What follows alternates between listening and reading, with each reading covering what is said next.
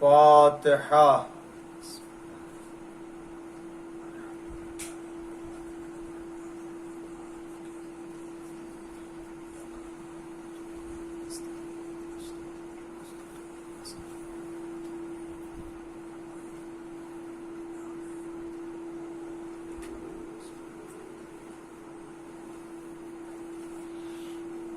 أعوذ بالله السميع العليم من الشيطان اللعين الرجيم.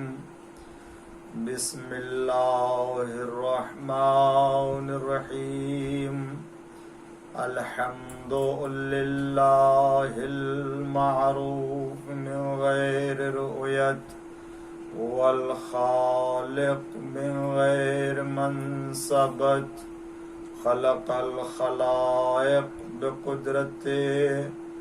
واستعبد الأرباب بعزته وسعد العظماء بجوده والصلاة والسلام والتحية والإكرام على البشير النذير السراج المنير حبيب الله العالمين أبي القاسم محمد وعلى آله الطيبين الطاهرين المعصومين المظلومين المنتخبين المنتجبين الغر الميامين الذين أذهب الله عنهم الرجس وطهرهم تطهيرا. لا سيما الإمام المبين بقية الله في الأرضين الحجة الثاني عشر والمهدي المنتظر عجل الله تعالى فرجه الشريف. اللهم لعن أول ظالم ظلم حق محمد وآل محمد وآخر تابع له على ذلك. اللهم لعن العصابة التي جاهدت الحسين وشايعت وبايعت وتابعت على قتله. اللهم لعنهم جميعا. أما بعد فقد قال الله الحكيم في قرآن الكريم وقوله الحق. بسم الله الرحمن الرحيم. وجعلها كلمة باقية في عقبه. صلوات پڑھ دیجئے محمد وآل محمد پر. عزیزان محترم اور عزاداران مظلوم کربلا، ایام عزا اور عشر اولیٰ کی یہ 7ویں مجلس عظمت امام حسین علیہ السلام کے موضوع پر اپنے معروضات کو پیش کرنے کی سعادت حاصل کر رہا ہوں اس موقع پر، اور امام حسین علیہ السلام کے کردار اور ان کے ذاتی کمالات اور قرآن کے نزدیک اور احادیث معصومین، خاص طور سے حضور اکرم صلی اللہ علیہ وآلہ وسلم کے نزدیک جو منزلت، جو امام حسین علیہ السلام کو مقام اور رتبہ حاصل ہے، اس کی ایک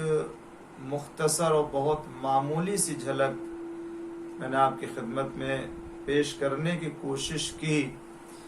اور محسوس کیا کہ امام حسین علیہ السلام کی عظمت کتنی بلند ہے اور کتنی عظیم الشان ہے. کل میں نے آپ کی خدمت میں امام حسین علیہ السلام کی عظمت کو ان کے اخلاق اور کردار کے آئینے میں پیش کیا کہ کس طریقے سے امام حسین علیہ السلام اپنی زندگی میں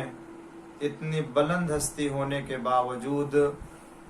کتنے تواضع اور انکساری کے ساتھ آپ لوگوں کے ساتھ پیش آتے تھے، اور یہ عرض کیا کہ حتیٰ دشمن نے بھی آپ کے اندر کوئی عیب ڈھونڈنے کی کوشش کی اور نہ ڈھونڈ سکا، نہ نکال سکا۔ امام حسین علیہ السلام کے عظمتوں میں سے آج آپ خود آپ کے آج علم کے سلسلے میں بات کرنا ہے، اور امام حسین کا علم کتنا بلند اور کیسا علم تھا، اس کا ایک مختصر سے احساس دلانے کی کوشش کروں گا۔ پہلی بات تو یہ ہے کہ آپ یاد رکھیں کہ یہ خاندان عصمت و طہارت وہ خاندان عصمت و طہارت ہے کہ جس کو خدا بند عالم کی جانب سے علم دے کر کے بھیجا گیا۔ حضور اکرم صلی اللہ علیہ وآلہ وسلم کے پاس جو علم آیا وہ اللہ تعالیٰ نے علم دیا،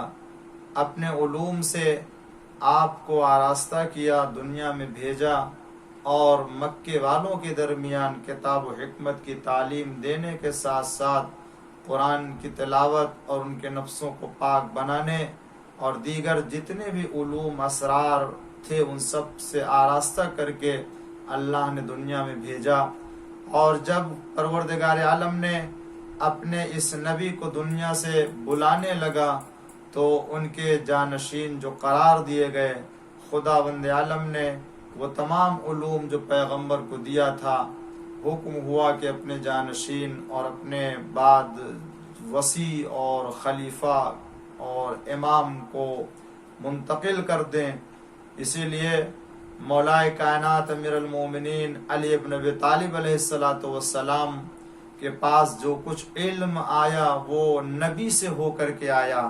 اور آپ نے فرمایا کہ مجھے حضور اکرم نے 1000 باب علم کے باب تعلیم فرمائے، اور میں نے ہر باب سے 1000 باب نکالے۔ یہ تو ایک مختصر سا اشارہ تھا جو مولا نے فرمایا، ورنہ میں نے عرض کیا کہ جو معصوم کا علم ہوتا ہے وہ روز بروز اور حالات کے اعتبار سے اس میں اضافہ ہوتا رہتا ہے، اور اللہ ان کو علم دیتا رہتا ہے۔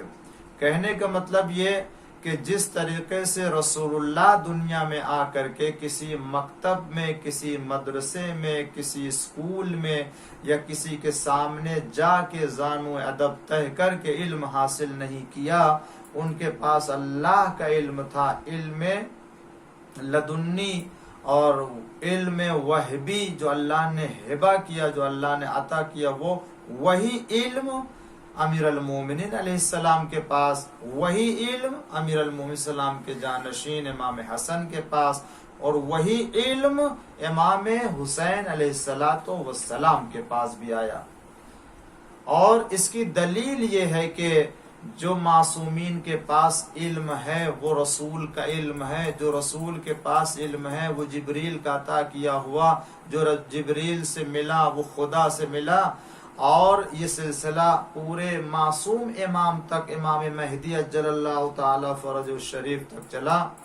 اللہم صلی علی محمد وعلی محمد وعجل فرج۔ تو اس کی دلیل یہ ہے کہ یہ رسول کا علم ہے اور آسمان سے اور خدا کے یہاں سے لے کر کے آئے۔ دلیل اس کی یہ کہ آج تک کسی معصوم امام نے، کسی بھی اہل بیت علیہ السلام کے فرد نے اپنے علم کو نقل کرنے میں اپنے آباء و اجداد کے علاوہ کسی اور خاندان کی طرف نسبت نہیں دیے۔ اگر کسی بات کو نقل کیا، اگر کسی حکمت کو بیان کیا، اگر کسی چیز سے متعلق علم سے آگاہی دی لوگوں کو، اگر کسی چیز کے بارے میں خبر دی، تو نہ وہ خبر، نہ وہ کسی طرح کا علم، نہ وہ واعظ، نہ وہ نصیحت، نہ حکمت، کوئی بھی اپنے آباء و اجداد اور اپنے خاندان کے علاوہ کسی اور خاندان میں دنیا کے اہل بیت سے ہٹ کے کسی اور خاندان کی طرف اپنے علم کو منسوب نہیں کیا، کہ مثلا امام حسن نے، یا مثلا امام جعفر صادق علیہ السلام نے، یا مثلا امام تقی علیہ السلام نے فرمایا ہو کہ مجھ سے میرے ایک چاہنے والے جو بہت زیادہ صاحب شرف صاحب فضل یا ان سے ایک بہت بڑے عالم یا بہت بڑے صاحب کمال نے نقل کیا اور میں نقل کر رہا ہوں، ایسے کسی بھی معصوم امام کے ہاں دیکھنے کو نہیں ملے گا. نہ مولائے کائنات کی زندگی میں یہ دلیل دے رہا ہوں کہ ان کے پاس جو کچھ ہے اہل بیت کے پاس وہ خدا کے پاس سے آیا ہے. وہ یہ کہ کسی امام نے اپنی باتوں کو نقل کرنے میں کسی دنیا کے خاندان کی طرف یا دنیا کی کسی صاحب علم کی طرف اپنی بات کو منسوب نہیں کیا، چاہے وہ زمانے کا کتنا ہی بڑا صاحب علم صاحب عقل کیوں نہ ہو. بہت بڑے بڑے دنیا میں صاحبان علم گزرے، بہت بڑے بڑے دنیا میں صاحبان شرف اور صاحبان کمال گزرے ہیں، مگر ان میں سے کسی کی طرف نسبت نہیں دی ہے، کسی کی طرف نسبت نہیں دی ہے اپنے آباء و اجداد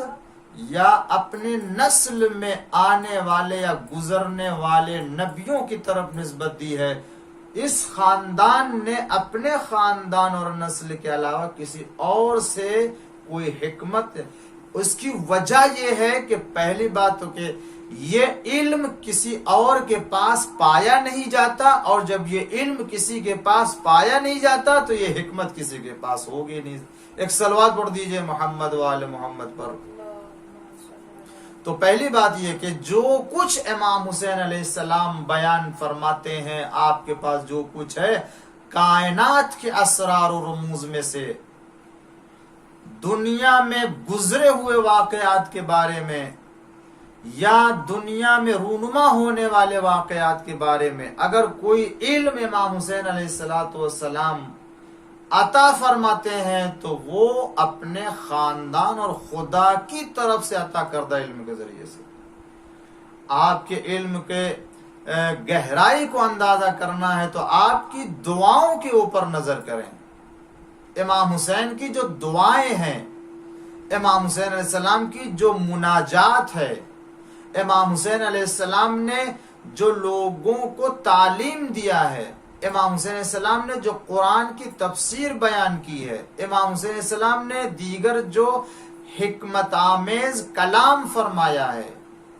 امام حسین علیہ السلام نے جو اور توحید کے سلسلے میں لوگوں کو قانے کیا، لوگوں سے بیان کیا ہے. لوگوں نے جب سوال کیا تو آپ نے جو توحید کے معانی کو تو خداوند عالم کی ذات کے سلسلے میں، پروردگار عالم کے وجود کے بارے میں، خدا کے صفات کے بارے میں جو آپ نے پوچھنے والے کو جو جواب دیا ہے، آپ ان دعاؤں سے، ان مناجاتوں سے، ان فقروں سے اور ان جوابات سے امام حسین علیہ السلام کی علم کی بلندی اور علم کی بلندی کے ساتھ ساتھ ان کی عظمت کا اندازہ لگائیں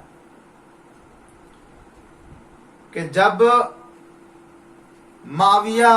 یا مروان یا اسی طریقے سے وہ خطوط کے جو امام حسین علیہ السلام نے معاویہ کو لکھے ہیں، ان میں جو آپ نے مناسبتوں کے اعتبار سے خطبے اور جو باتیں ادھر ان لوگوں کو بتائی، یا دعائے عرفہ کا میں نے ذکر کیا، دیگر دعائیں آپ کے سلسلے میں بجاتے ہیں، یا سنی شیعہ دونوں مسلک میں، مذہب میں جو دعاؤں کی کتابوں میں امام حسین علیہ السلام کے بارے میں کلام ہے، باتیں ہیں، ارشادات ہیں، آپ ان ارشادات سے امام حسین علیہ السلام کے کمال علم اور علم کی بلندی کا احساس کیجئے. بزرگ صحابہ رسول اللہ صلی اللہ علیہ وآلہ وسلم کے عظیم ترین صحابہ میں اگر کوئی ایسا ہے کہ جس کو آپ نے تعلیم دی ہو اور آپ نے ان کی رہنمائی کی ہو تو امام حسین علیہ السلام کی ذات گرامی ہے، کہ جہاں آپ جو ہے وہ بزرگ ترین صحابہ رسول اللہ کے ان کو توحید کے سلسلے میں یا ان کے سامنے فی البدی بالکل ایسا لگتا ہے کہ بیان کے اعتبار سے دیکھے تو ہو سکتا وہ پہلے سے تیاری کر کے مگر یہ وہ خاندان نہیں ہے کہ جو کسی چیز کے یا کسی موضوع سے متعلق کلام کرنا چاہے، بات کرنا چاہے تو وہ پہلے سے جو وہ انتظام اور اہتمام کرنا پڑے، نہیں، اسی برجستہ حالت میں اور برجستہ صورتحال میں فی البدی جو آپ بیان کرتے ہیں، فصاحت و بلاغت کی ایسی بلند ترین چوٹی پر ان کا کلام ہوتا ہے کہ انسان اس کو سمجھنے کے لیے جو ہے وہ ایک وقت لگاتا ہے، تب جا کر کے امام حسین علیہ السلام یا معصومین علیہ السلام کے کلام کو سمجھ پاتا ہے۔ جب جناب ابو ذر غفاری کو کہ جو اپنے علم اور معرفت اور تقوی اور ایمان کی بنیاد پر مدینے کے تمام حاکموں کے ناک میں دم کیے ہوئے تھے اور ان کی تمام غلطیوں سے پردہ اٹھا رہے تھے، اور آخر کار جب ان سے عاجز آ گئے تو ان کو شام بھیج دیا، اور جب وہاں پر بھی گئے اور وہاں کی کارستانیوں اور وہاں کی غلطیوں کے اوپر سے بھی پردہ اٹھانے لگے اور ان کو بھی جب بے نقاب کرنے لگے تو وہاں سے بھی ان کو دوبارہ مدینہ بھیج دیا گیا، اور مدینے میں جب دوبارہ آئے تو ان کو ربضہ بھیجا جا رہا تھا اور مدینے سے آپ کو دربدر کر دیا گیا۔ کیا زمانہ آ گیا ہے مدینے میں! یہ تیسرے دور میں جناب ابو ذر غفاری کے جن کا اتنا بلند مقام ہے رسول اللہ کے، کتنے عزیز صحابی ہیں، کتنے مقدس صحابی ہیں۔ مسلمانوں ذرا غور تو کرو، رسول اللہ کے بعد رسول اللہ کے صحابیوں کے ساتھ کیا کیا گیا، کیسا کیسا برتاؤ کیا گیا۔ رسول اللہ کے صحابی کیا، اطرت پیغمبر کے ساتھ کیا کیا برتاؤ کیا صحابی پیغمبر تو بہت دور کی بات ہے، جن کے لیے رسول اللہ نے بار بار تاکید کی تھی اور سفارش کی تھی کہ دیکھو ان کے ساتھ تم بہتر طور سے اور اچھے طور سے پیش آنا، اور میں دیکھوں گا حوض کوثر پر کہ تم میری اطرت کے ساتھ کیسے پیش آتے ہو۔ اس کے باوجود مسلمانوں نے اطرت پیغمبر کو ستایا، ظلم کیا، اور وہ اکلوتی بیٹی رسول اللہ کی کہ جس کا احترام رسول اللہ کرتے تھے، رسول اللہ کی ادھر آنکھ بند ہوئی اور اس بیٹی کے لب پر مرثیہ جاری ہو گیا کہ سبت علیہ مسائل، بابا آپ کے بعد اتنی مصیبتیں پڑی۔ یہ ایک طرف، آخر رسول اللہ کے مقدس اور دیندار اور جو متدین صحابی تھے انہیں کیوں ستایا گیا؟ اس کا بھی جواب معلوم ہے، اس لیے کہ یہ متدین اصحاب تھے کہ جو اہل بیت کے در سے منسلک تھے، اہل بیت علیہ السلام کے دامن سے متمسک تھے، ان کا وہی عقیدہ تھا اور وہی روش تھی، وہی زندگی تھی کہ جو اہل بیت علیہ السلام چاہتے تھے، جو اہل بیت علیہ السلام نے ان کو تعلیم دی تھی، جس کی بنا پر مدینے میں جناب ابو ذر کو رہنے نہ دیا گیا۔ ان کے اس عمل سے ناراض ہو کر کے حکومت نے ان کو مدینے سے ربضہ، جہاں نہ آبادی ہے، نہ لوگ ہیں، نہ پانی ہے، نہ کوئی چیز ہے، جنگل میں صحرا میں کو بھیج دیا گیا۔ کیا زمانہ آ گیا ہے! کل اس مدینے سے رسول اللہ نے حکم بن عاص کو باہر کیا تھا اور فرمایا تھا کہ اسے مدینے میں آنے کا کوئی حق نہیں ہے، اور اس کو در بدر کیا تھا، مدینے سے نکال دیا تھا، اور اللہ کے رسول نے یہ کام کیا۔ کون؟ جو نبی رحمت ہے، جو رحمت للعالمین بن کر کے آیا، اس پیغمبر نے حکم بن عاص کو مدینے سے باہر نکال دیا، اور کسی کی جرت نہیں تھی کہ اسے بلا کے لاتا، یہاں تک کہ وفات پیغمبر کے بعد اسے نہ تو مسلمانوں کے خلیفہ کے پہلے دور میں آنے دیا گیا، کوشش کی لوگوں نے، اسی طریقے سے دوسرے دور میں بھی کوشش کی اس کو بلانے کی، مگر ان لوگوں نے بھی آنے نہیں دیا، مگر جب تیسرا دور آتا ہے تو اسے بلا لیا جاتا، اور جو رسول اللہ کا اتنا مقدس صحابی، ایماندار صحابی، تقوی پرہیزگار والا صحابی، اسے مدینے سے باہر کر دیا جاتا ہے۔ کیسا انقلاب آ گیا مدینے میں! میں عرض کر رہا تھا کہ جب جناب ابو ذر غفاری کو مدینے سے نکالا جانے لگا تو اس وقت یہ تھا کہ کوئی نہیں جائے گا ان سے ملنے کے لیے، مگر کیسے ہو سکتا ہے کہ اہل بیت اپنے چاہنے والوں کو تنہا چھوڑ دیں؟ مولا کائنات امیر المومنین علی ابن ابی طالب علیہ السلام نے اپنے بیٹے حسن و حسین کو بھیجا اور دیگر لوگوں کو کہ جاؤ انہیں مدینے سے باہر تک جو ہے وہ رخصت کر کے آؤ۔ امام حسین علیہ السلام جب آتے ہیں ملنے کے لیے تو اس وقت جناب ابو ذر سے جو خطاب کیا ہے جناب امام حسین علیہ السلام نے، جو رخصت ہونے کے وقت، وداع کے وقت جو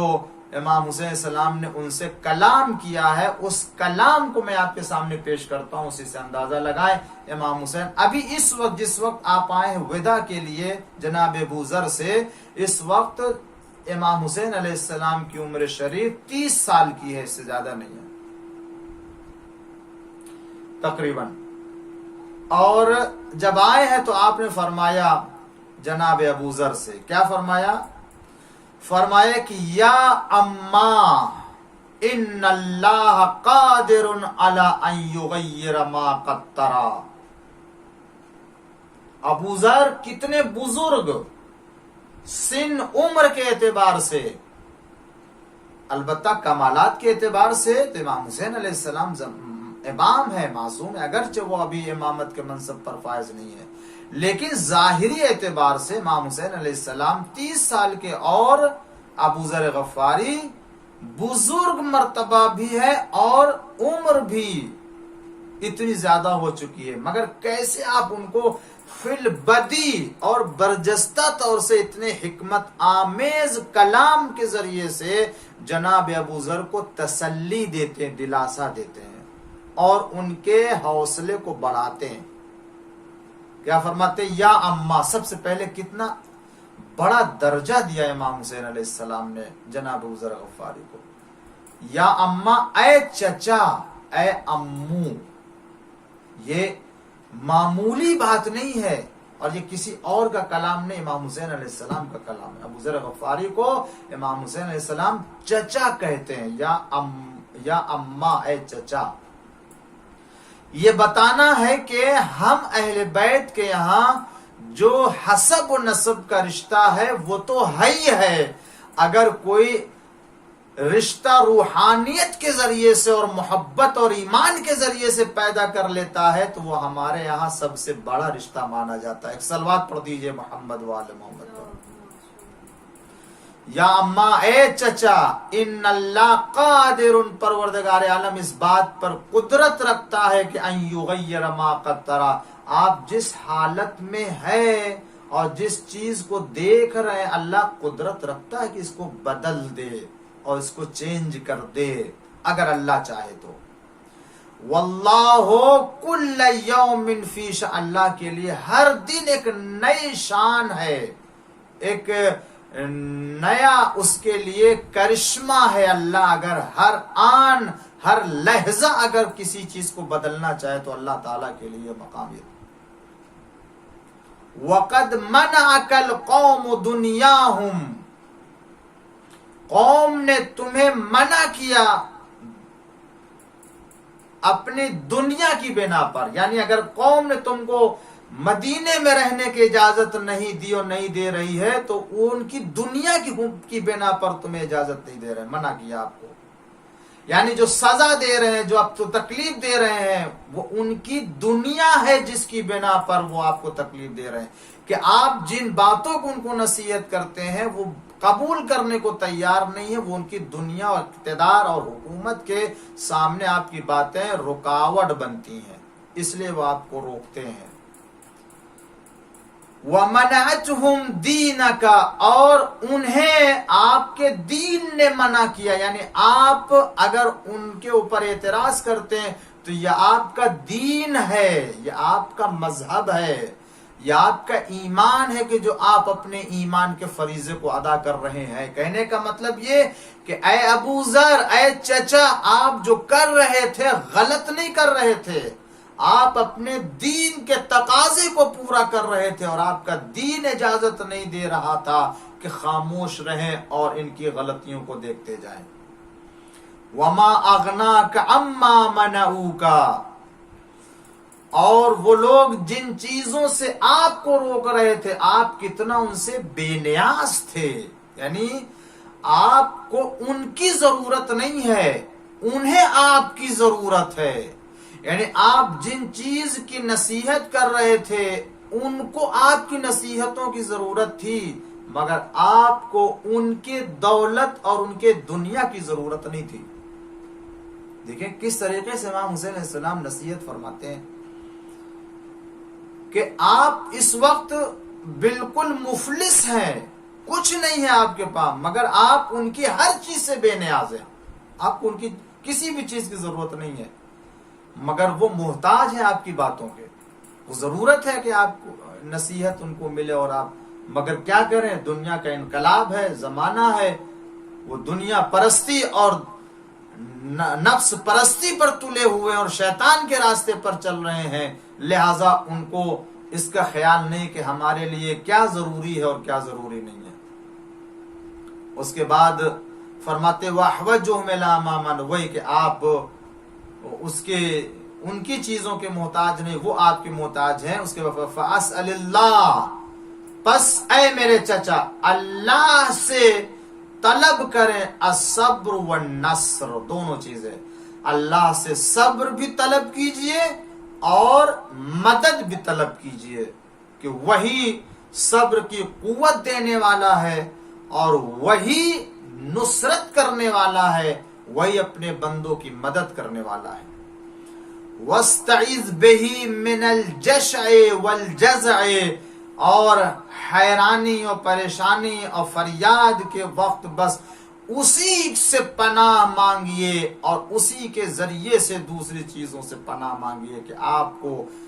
ایمان کے اوپر اور دین کے اوپر ثابت قدم پڑے. یعنی جب حالات بگڑیں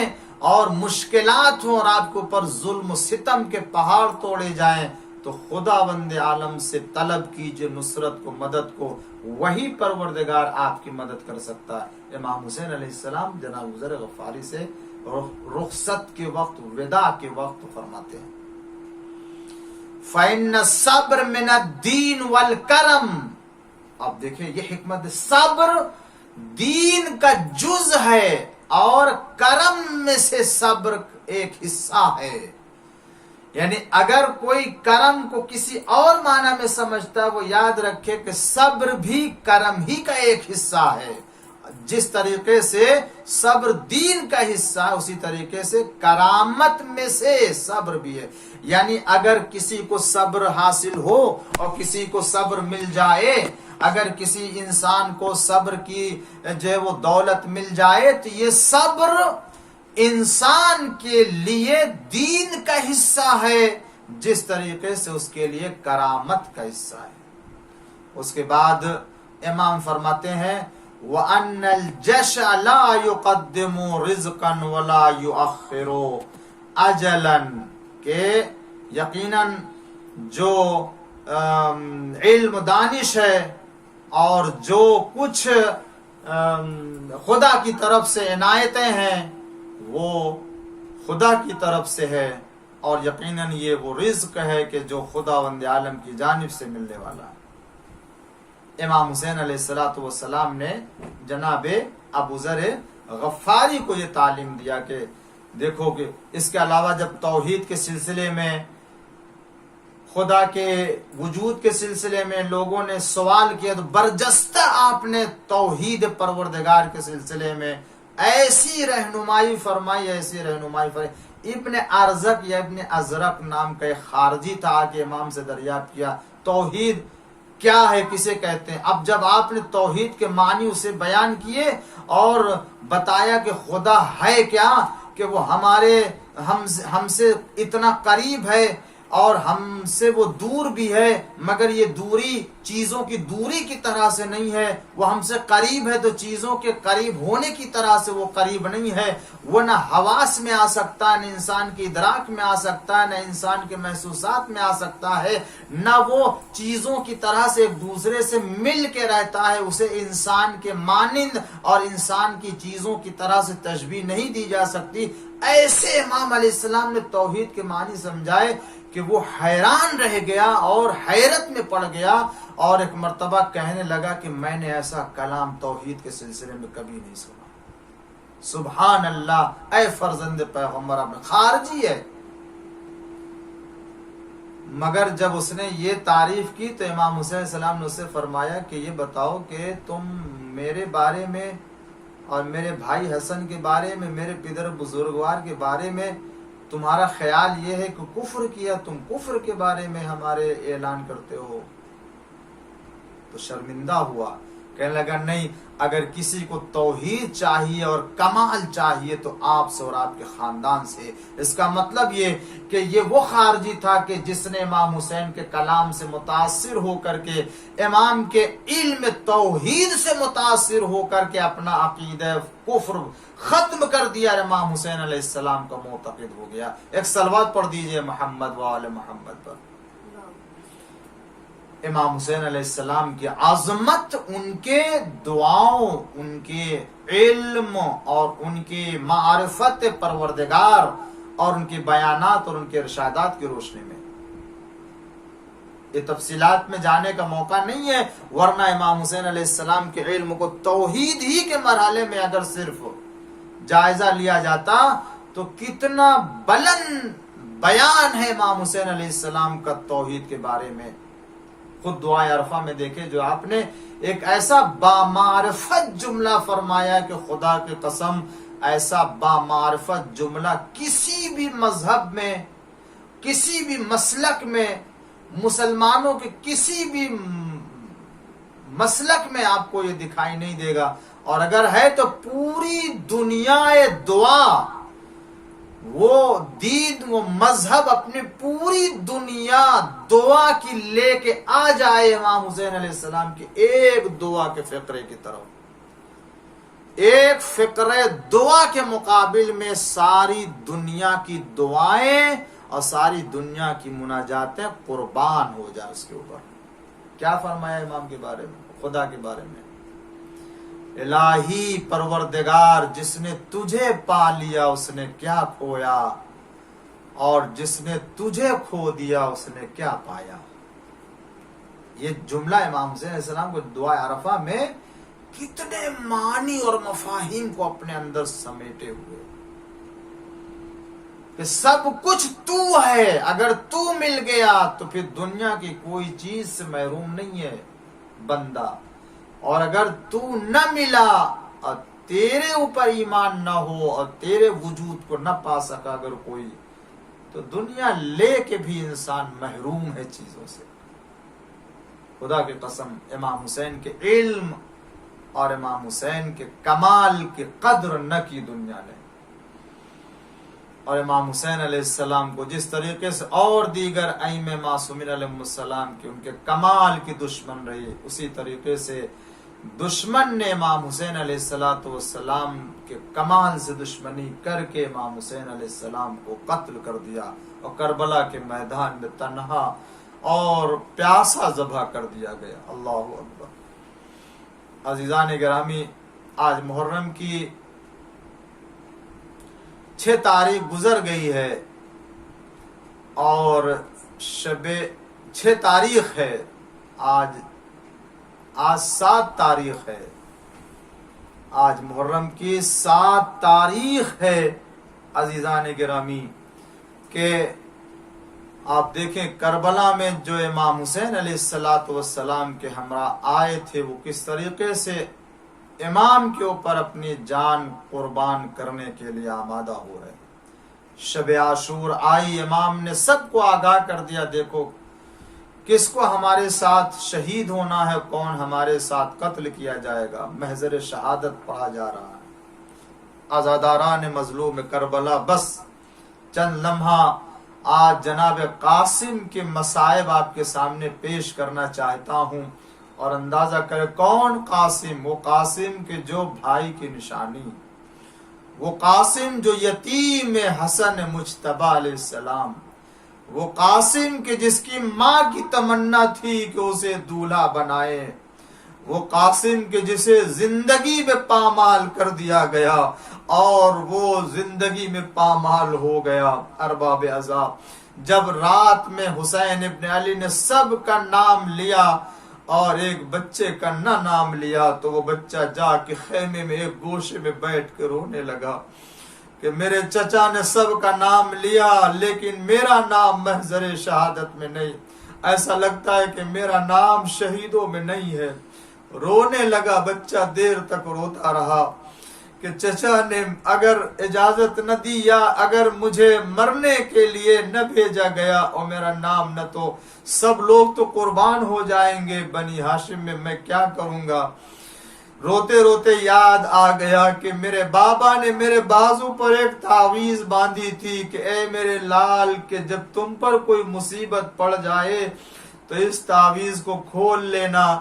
اور اسے پڑھنا، جس وقت کھولو گے تو میرا بھائی نر گیا تھا میں تنہا ہوگا، میں نہ رہوں گا، اے قاسم میری طرف سے تم اپنی جان قربان کر دینا۔ جناب قاسم نے تعویذ کھولی، دیکھا، خوشی ہوئی، تبسم، اب تک تو آنکھوں میں آنسو تھے مگر جیسی تعویذ دیکھا تو تبسم اور مسکراہٹ چہرے پر آ گئی۔ کیا جواب لائے گی دنیا کربلا والوں، جس کا اگر نام مرنے والوں میں نہیں ہوتا ہے تو وہ خوش ہوتا ہے؟ یہاں کربلا والے ایسے ہیں کہ اگر سن لیا کہ ان کا مرنے والوں میں نام نہیں ہے تو وہ غمزدہ ہوتے ہیں، اور وہ احساس کمتری اور یہ کہ انہیں غم ہوتا ہے کہ میرا نام کیوں نہیں مرنے والوں۔ آئے تعویذ کو لے کر کے چچا کی خدمت میں آئے، خوشی خوشی ایک مرتبہ چچا کو تعویذ دی، حسین نے تعویذ لی، ایک مرتبہ بھائی نے بھائی کی تحریر دیکھی، آنکھوں میں آنسو آ گئے۔ میں کہتا ہوں یقیناً جس وقت حسین نے اپنے بھائی حسن کی تحریر دیکھی ہوگی، حسن یاد آئے ہوں گے، حسن کا زمانہ یاد آیا ہوگا، علی مرتضیٰ کا زمانہ یاد آیا ہوگا، بابا کا زمانہ یاد آیا ہوگا، نانا کا اور مادر گرامی کا۔ اسی لیے تو کہنے لگے اے بیٹا قاسم، ارے تم تعویذ لے کے آئے ہو یا مرنے کا پروانہ لے کر آئے ہو؟ بس ایک مرتبہ حسین نے گریہ کیا اور اپنے بیٹے قاسم کو سینے سے لگا کے اتنا گریہ کیا کہ دونوں غش میں آ گئے۔ اب کیسے ان کو غش سے چونکایا جائے، کیسے بیدار کیا جائے؟ ہائے پانی ہو تو انہیں پانی کے چھڑکاؤ سے انہیں ہوش میں لایا جائے۔ زینب آئی، زینب نے آ کر کے ایک مرتبہ اپنے آنسوؤں سے دونوں کو بیدار کیا۔ اے بھیا ذرا دل کو سنبھالیے اور بیٹے قاسم کو رخصت کیجیے، لیجیے۔ ایک مرتبہ قاسم کے لیے کہا کہ اے قاسم، ہاں تمہارا بھی نام ہے، مرنے والوں میں کل تمہیں بھی قربان ہونا ہے، اور تم ہی کیا بلکہ ایک جملہ حسین نے کہہ دیا، اے میرے لال تمہارا کیا ذکر، تمہارا چھوٹا بھائی اصغر بھی قربان ہوگا، وہ بھی میدان شہادت میں شہادت پیش کرے گا۔ بس سننا تھا کہ خاندان بنی ہاشم کا ہی تو بچہ تھا، غیرت دار بچہ تھا، سمجھ گیا۔ ایک مرتبہ کہا چچا ارے یہ کیا کہہ رہے ہیں، ایسا لگتا اشقیا خیمے میں چلے آئیں گے، مگر حسین نے بچے کا دل سنبھالا، کہا نہیں نہیں بیٹا، میں اپنے بیٹے کو لے جاؤں گا اپنے ہاتھوں پر۔ بس رات گزری، صبح نمودار ہوئی، ایک ایک چاہنے والا قربان ہو رہا۔ اب جب قاسم آئے اجازت لینے کے لیے تو عزیزو پھر حسین نے اجازت نہ دی۔ ایک مرتبہ جب قاسم نے دیکھا اجازت نہیں مل رہی ہے تو بیٹھ گئے۔ روایت کا جب فقرہ پایا جاتا ہے، پہلے تو ہاتھوں کو پکڑے ہوئے تھے اور آپ اپنے چچا کے ہاتھوں کو پکڑ کے مول آقا ہمیں اجازت دیجئے، چچا ہم کو اجازت دیجئے، مگر حسین اجازت، مگر جب قاسم نے دیکھا کہ اجازت نہیں ملے تو ایک طریقہ اختیار کیا، زمین پر بیٹھ گئے، اپنا سر حسین کے قدموں پر رکھ دیا۔ اے چچا جب تک اجازت نہ دیں گے یہ سر نہیں اٹھنے والا۔ حسین نے ایک مرتبہ قاسم کو اٹھایا، سینے سے لگایا، اجازت دی جاؤ بیٹا، خدا حافظ۔ ارے میں کیسے تمہیں رخصت کر رہا ہوں میں جانتا ہوں۔ گھوڑے پر سوار کیا اور امامہ باندھا، امامہ کے دونوں سرے سینے پر لٹکا دیے۔ عزاداروں یہ طریقہ معلوم ہے کب کیا جاتا ہے؟ آپ نے دیکھا ہوگا جب کسی میت کو کفن دیا جاتا ہے تو اس کے مستحبات میں ہے کہ امامہ دیا جائے، اور امامہ دینے کا طریقہ یہ ہوتا ہے کہ اس کے دونوں سرے سینے پر لٹکا دیے جاتے ہیں۔ شاید یہ اشارہ ہو قاسم، ارے میں تمہیں کفن تو نہ دے سکوں گا لیکن میں زندگی میں تمہیں امامے کا کفن دے رہا ہوں۔ گھوڑے پر سوار ہوئے، جب جانے لگے تھوڑی دور آگے بڑھے تو ایک مرتبہ حسین نے پھر روکا، روکنے کے بعد ایک مرتبہ ایک عجب انداز اختیار کیا، جناب قاسم کے گریبان کو چاک کر دیا۔ کہا چچا یہ کیا کر رہے؟ کہا بیٹا یہ یتیموں کی نشانی ہوا کرتی ہے، مجھے نہیں معلوم حسین نے یہ کیوں کیا، شاید اس لیے کیا تھا کہ لوگ پہچان لے کہ اس کا باپ دنیا میں نہیں ہے، یہ یتیم شاید لوگ رحم کرے۔ مگر ارباب ازا ادھر آئے، قاسم جیسے میدان میں آئے تو روایت میں مقتل میں ایک جملہ ملتا ہے کہ جیسے قاسم اتنے خوبصورت تھے، اتنے خوبصورت تھے کہ جیسے ہی میدان میں آئے ظالموں نے دیکھا تو کہنے لگے ایسا لگتا ہے کہ چاند نکل آیا ہو، ایسا لگتا ہے کہ چاند آ گیا۔ میں ایک جملہ کہوں گا، ارے جو قاسم ظالموں کی نگاہ میں چاند لگ رہے ہو، ارے وہ ام فروا کی نگاہ میں کیا رہے ہوگے؟ ارے ماں کی نگاہ میں، خود حسین کی نگاہ میں کتنے عزیز رہے ہوں گے۔ لیجئے حملہ شروع کر دیا، وار پہ وار کرتے جا رہے، مگر ہاں یہ 13 سال کا بچہ کب تک لڑتا پیاسا، زخموں سے چور ہو کے کہتے ہیں کہ حملہ کرتے ہوئے آگے نکل گئے، مگر گھوڑے سے جب مرتبہ زمین پر آئے تو ایک مرتبہ جناب قاسم کی لاش، جناب قاسم کا جسم، ادھر حالت یہ تھی کہ قاسم کو قتل کرنے کے لیے ظالم آ گیا تھا اور سرحانے بیٹھا ہوا تھا کہ آپ کے سر کو قلم کر لے، مگر جب قاسم نے بلایا چچا مدد کے لیے آئیے تو اتنی تیزی سے حسین کے لیے پایا جاتا، کسی شہید کے لیے اتنی تیزی سے اس کی آواز پر گھوڑا دوڑاتے ہوئے نہیں گئے جتنی تیزی گھوڑا دوڑاتے ہوئے قاسم کی آواز پر گئے، اس لیے کہ حسین نے دیکھ لیا تھا کہ قاتل سرحانے بیٹھا ہوا ہے، مگر ادھر جیسے حسین کو دیکھا اس نے اپنے ساتھیوں کو بلایا، ادھر کے گھوڑے ادھر آئے، ادھر کے گھوڑے ادھر، درمیان میں قاسم، جب گھوڑے کی ٹاپ پڑتی تھی تو قاسم آواز دیتے تھے ادرکنی یا اماں، اے چچا، اے چچا۔ ارے جب حسین پہنچے تو اس عالم میں کہ قاسم کی لاش روح پرواز کر گئی تھی، لاش پامال ہو چکی، آواز دیے میرے لال، ارے یہ شرمندہ ہے چچا، تمہارے کام نہ آ سکا، اور جب آیا تو تمہاری روح پرواز کر گئی۔